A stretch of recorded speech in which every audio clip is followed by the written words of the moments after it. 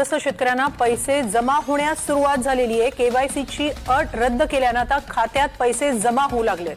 शेतकऱ्यांच्या खात्यामध्ये त्या ठिकाणी 1800 कोटी रुपये हे आपण जमा केलेले आहेत।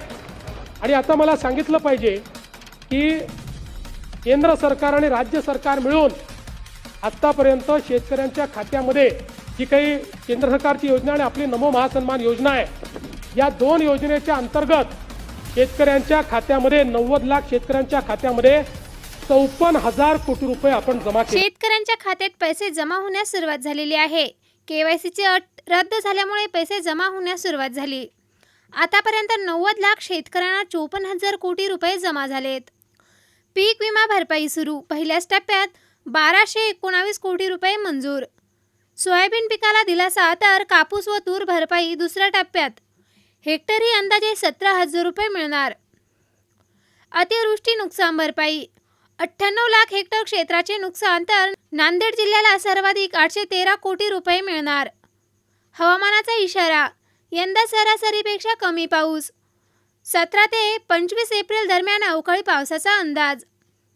1 एप्रिलपासून नवीन नियम लागू, आधार लिंक अनिवार्य, फार्मर आयडी शिवाय खतं सुद्धा मिळणार नाही तर अनुदान थेट खात्यात जमा होणार। 10,000वर घरकुले, 27%च पूर्ण, शेकड्याने धाडल्या नोटिसा। पोरं किती शिकली आधी टेस्ट घेणार आणि नंतर परीक्षा पार पाडणार। 2री ते 8वी वर्गातील विद्यार्थ्यांसाठी प्रथम भाषा, गणित आणि इंग्रजी विषयाची परीक्षा।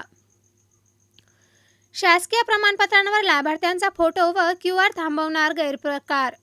अर्जदाराच्या फोटोमुळे ओळख पटविणे सोपे, मागील 1 महिन्यापासून अंमलबजावणी सुरू। थरार पेठ बीड पोलिसांकडून 35 किलोमीटर पाठलाग करून सराईत गुन्हेगार जेरबंद। उन्हाळ्यात गॅस्ट्रोचा विळखा, दूषित पाणी, अन्न शिळे खाणे टाळा। ज्वारीला आता श्रीमंती थाट, पोळी स्वस्त पण भाकर महाग। काळ्याच्या ओघात पेरा कमी झाल्याने ज्वारीचे उत्पादन घटल्याने ज्वारी महागली। बीडचा पारा 39 अंशाचा पार, उन्हाचा तडाखा वाढला। उष्माघातापासून बचाव कसा कराल?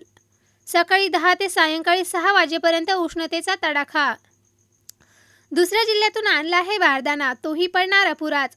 2 आठवड्यानंतर हरभरा खरेदी सुरू। रणरणत्या उन्हामध्ये नको वणवण, एप्रिलमध्येच मिळेल तिप्पट रेशन।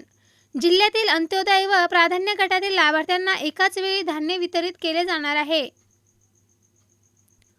उष्णतेच्या लाटेतही दुपारच्या सत्रात शाळांचे वेळापत्रक बदलण्याची मागणी।